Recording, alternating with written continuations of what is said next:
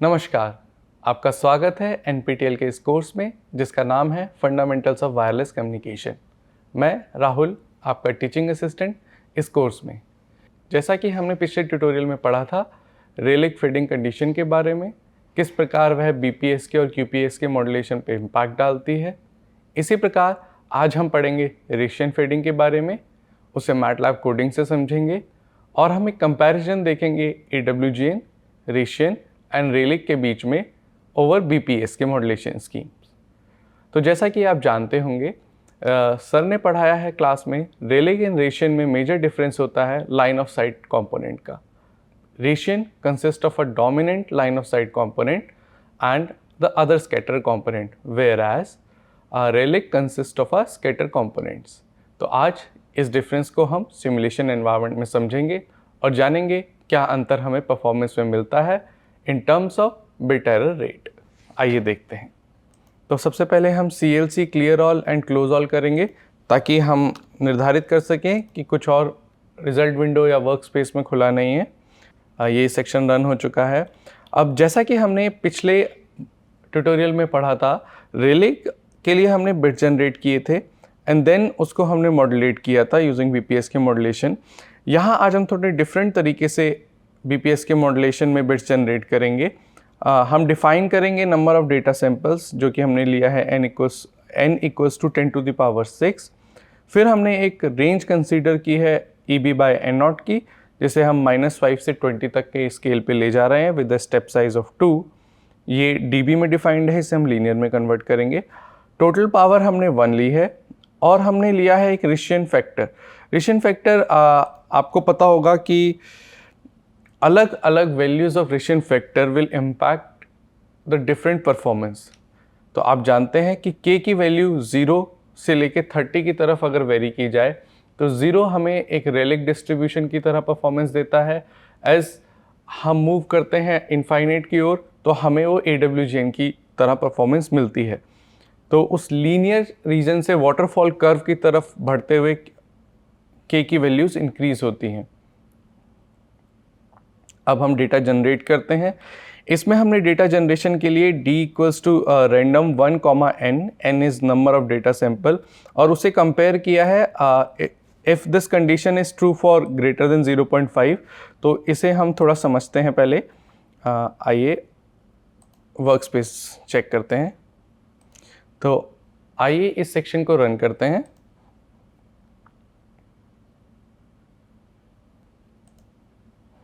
जैसा कि आप देख पा रहे होंगे यहाँ पर D equals to rand function use किया है 1, n ग्रेटर देन 0.5 से कंपेयर किया है। तो अगर मैं खाली रेंड 1, n रन करता तो मुझे कुछ सैम्पल्स मिलते फॉर 10⁻⁶ वैल्यूज़ तक के। तो अगर मैं इसे कमांड विंडो में पेस्ट करके रन करके दिखाऊं आपको, तो आप देखेंगे यहाँ पे हमें सैंपल्स मिले हैं जिसमें कुछ वैल्यू 0.45, 0.5, 0.1, 0.2 इस प्रकार की हैं। हमने एक थ्रेशोल्ड डिसाइड किया 0.5 और हमने यह डिसीजन लिया कि 0.5 से अगर ऊपर होगा वैल्यू तो वो 1 कंसीडर किया जाएगा, उससे नीचे होगा वैल्यू तो वो 0 कंसीडर किया जाएगा। तो अगर मैं इसे रन करता हूँ तो आप देखेंगे उन बिट्स को उसने 0, 1, 0, 1 की फॉर्म में कन्वर्ट कर दिया। जिस प्रकार मेरे पास 2 बिट्स आ गई हैं, 0 या 1। पिछले ट्यूटोरियल में हमने बिट्स जनरेशन एक अलग तरीके से की थी, इस बार एक अलग मेथड लेके आए हैं ताकि आपको डिफरेंट मेथड्स का इंफॉर्मेशन हो कि डेटा कैसे जनरेट किया जा सकता है। अब BPS के मॉड्यूलेशन करते हैं। हमें पता है कि इधर हम 0 या फिर 1 लेंगे विद फेस अपार्ट। तो हमने कंसिडर किया 2D - 1। D की वैल्यू अगर 0 होती है तो हमें -1 मिलेगा और D की वैल्यू अगर 1 होती है तो हमें 1 मिलेगा। इसको हमने नेक्स्ट स्लाइड में सिमुलेशन BR रेशियन वेक्टर बनाया जिसे हमने 0 स्टोर किए EB/N0 की रेंज के लिए। अब आइए रेशियन चैनल को समझते हैं। तो हम रेशियन चैनल को entire length of K parameter के लिए रन करेंगे। इसमें एक एक वैल्यू को K की कॉल करेंगे। यहाँ पर आप देख पा रहे होंगे हमने डिफाइन किया non centrality parameter. Non centrality parameter क्या होता है? आप जानते होंगे कि रेशियन में हमें स्कैटर्ड एंड एक डोमिनेंट सिग्नल कंपोनेंट मिलता है जो कि dominant line of sight component होता है। तो अगर हम इनके मीन और वेरिएंस की बात करें तो जो डोमिनेंट कंपोनेंट है उसका वेरिएंस हम सेम रखेंगे जैसा कि स्कैटर्ड कंपोनेंट का होता है, लेकिन मीन उसका ज़ीरो रहता है, जबकि स्कैटर कंपोनेंट का मीन ज़ीरो नहीं होता है। तो इस प्रकार हम इस पैरामीटर से अमाउंट ऑफ पावर डिवाइडेड, और हम ये कह सकते हैं कि जो non line of sight component है और स्कैटर्ड कंपोनेंट है उसका मीन और सिग्मा हम यहाँ निकालने की कोशिश कर रहे हैं। तो उसका मीन डिफाइन किया गया है square root of k upon k+1 and this whole term will be multiplied by total power. Then हमने सिग्मा लिया है, sigma is total power divide by square root 2 into k+1। अब इसको हम एंटायर लेंथ EB/N0 dB के लिए चलाएंगे। इसमें हमने सबसे पहले AWGN नॉइज़ डिफाइन किया है, इसमें हमने real and imaginary component consider किए हैं। दूसरा हमने रेशियन फेडिंग चैनल को डिफाइन किया है, जिसमें हमने कंसीडर किया है नॉन स्कैटरिंग पाथ को in a real part of the channel. और फिर हमने नॉइज़ को, टोटल नॉइज़ को कन्वर्ट किया है, स्केल डाउन किया है फॉर रिक्वायर्ड EB/N0। इस प्रकार मुझे रेशियन चैनल की कंडीशन मिली which is h into x plus n. तो यह रिसीव सिग्नल होगा मेरा थ्रू रेशियन चैनल। अब अगर मैं आगे जाता हूं तो मुझे रेशियन चैनल से जो इन्फॉर्मेशन मिली, मैं ये कंसीडर करता हूं कि we know that channel condition हमें पता है, और इस प्रकार मैं उसे इक्वलाइज करता हूं बाय द चैनल कंडीशन। और फिर रियल वेक्टर्स को मैं कंपेयर करूंगा, क्या वो सिंबल 1 जनरेट करता है या फिर 0 जनरेट करता है। उसको मैंने यहाँ पे स्टोर किया रेशियन को, और जो हमारे डी बिट्स थे उनको मैंने कंपेयर किया, सेंड बिट थी और जो हमें रिसीव बिट हुई उनके बीच में। इस तरह हमने इस लूप को एंड किया। हमने सिमुलेशन BR रेशियन को n फैक्टर के लिए स्केल डाउन किया for the number of data samples, and then हमने सिमुलेटेड BR निकालने के बाद EB/N0 को हमने लीनियर स्केल में कन्वर्ट किया। देन हमने प्लॉट डिफाइन किया, सेमीलॉगी प्लॉट डिफाइन किया है।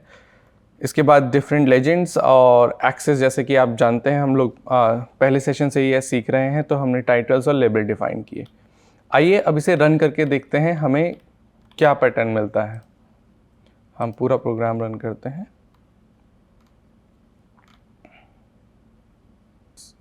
तो आप विंडो स्क्रीन पे देख पा रहे होंगे कि हमारा रिजल्ट जनरेट हुआ। तो हमने EB/N0 versus BER for BPSK over Rician channel fading with AWGN consider किया हमने। तो for different value of EB/N0 हमने bit error rate performance check की। तो आप जैसा कि देख पा रहे होंगे k = 0 और k = 30 के कंपैरिजन में k = 0 is much more linear, whereas k = 0 है वह वाटरफॉल कर्व की तरह ड्रॉप हो रहा है, वाटरफॉल कर्व का बिहेवियर दे रहा है। तो k = 0 is very close to और similar to Rayleigh behaviour. k = 0 Rayleigh behaviour को शो करता है, और अगर हम k की वैल्यू बढ़ाते जाते हैं तो हमें AWGN की बिहेवियर की तरफ पैटर्न दिखाई देता है। तो इस प्रकार हमने रेशियन को सीखा। आप सिमिलरली डेटा बिट जनरेट कर सकते हैं रेलिक के लिए और चेक कर सकते हैं कि हमारा परफॉर्मेंस कैसा है रेलिक, रेशियन और AWGN के लिए। तो आइए हम BPSK के लिए समझते हैं पहले कि BPSK में रेशियन, रेलिक एंड AWGN चैनल को अगर एक साथ सिमुलेट करके देखा जाए तो क्या बिहेवियर मिलता है। तो हमने प्री रन की conditions CLC, clear all and close all किया। सिंपल जैसे बिट्स जनरेट कर रहे थे अभी तक रेशियन में, वैसे ही बिट्स जनरेट की। हमने रेशियन चैनल के साथ कोई छेड़छाड़ नहीं की है, जो अभी ट्यूटोरियल में हमने बताया। सिमिलर मॉडल हमने यहाँ पे कलेक्ट किया। हमने रेलिक और AWGN चैनल को यहाँ डिफाइन किया with this new method of bit generation. आप इसको समझेंगे तो यहाँ पे दोनों चैनल मॉडल हैं, रेलिक और रेशियन, रेलिक और AWGN। रेलिक मॉडल के लिए हमने जीरोज ऑफ लेंथ EB/N0 एक एरे बना लिया। सिमिलरली हमने AWGN के लिए एक एरे बना लिया। हमने सिमिलर वे में जैसे रेशियन डिफाइन किया, हमने नॉइज़ डिफाइन की है। हमने फिर चैनल कंडीशन डिफ़ाइन की हैं। ये चैनल कंडीशन और नॉइज़ आपने पिछले लेक्चर में भी देखा होगा रेलिक के। नॉइज़ डिफ़ाइन किया है, हमने फिर से चैनल पे रिसीव सिग्नल को देखा है, उसके बाद हमने उसे इक्वलाइज़ किया है और कंपेयर करके हमने परफॉर्मेंस चेक की है। सिमिलरली हमने AWGN चैनल के लिए चेक की है, कंपेयर किया and we generated some result. Similarly AWGN के लिए हमने बिट्स कंपेयर किए और रिजल्ट जनरेट किए। हमने सिमुलेशन ऑफ BR रेलिक के लिए रिजल्ट निकाले, स्केल डाउन किया उसे n से, एवरेज आउट किया, ऐसे ही AWGN को एवरेज आउट किया।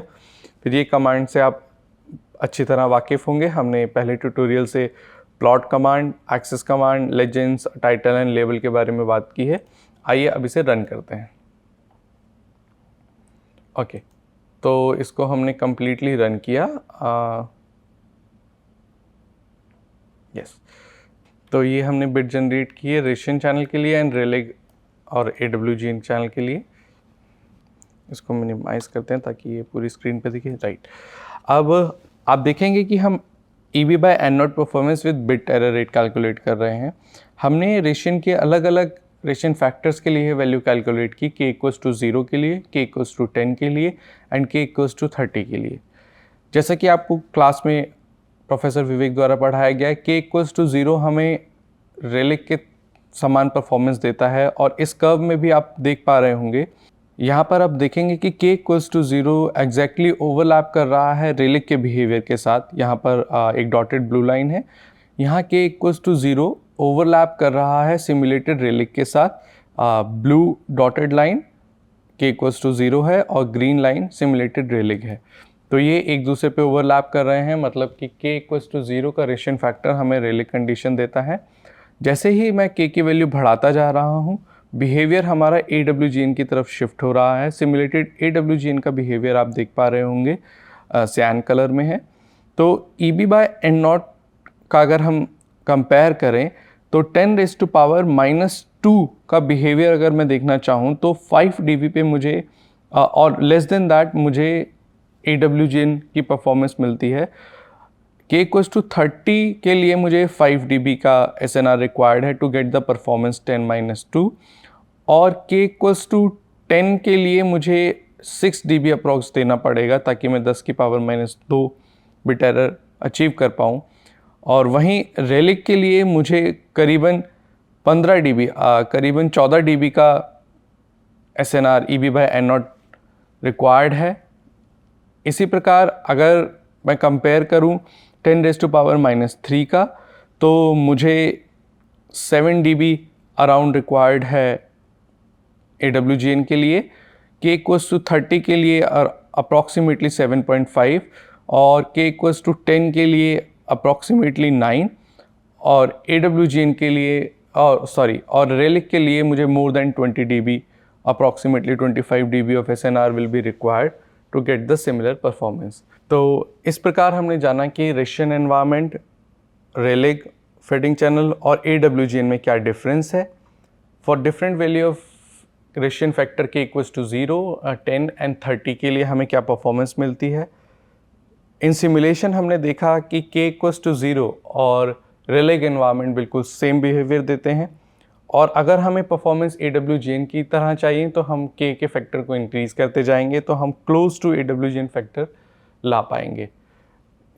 k की वैल्यू इंक्रीज़ करने का मतलब आप majorly line of sight component के साथ ऑपरेट कर रहे हैं, स्कैटर्ड पाथ आपके मिनिमम है। तो इस प्रकार हमने BPS के रेशियन एंड BPS के रेशियन, रेलिक एंड AWGN का कंपैरिजन समझा। आज के ट्यूटोरियल के लिए इतना ही, धन्यवाद।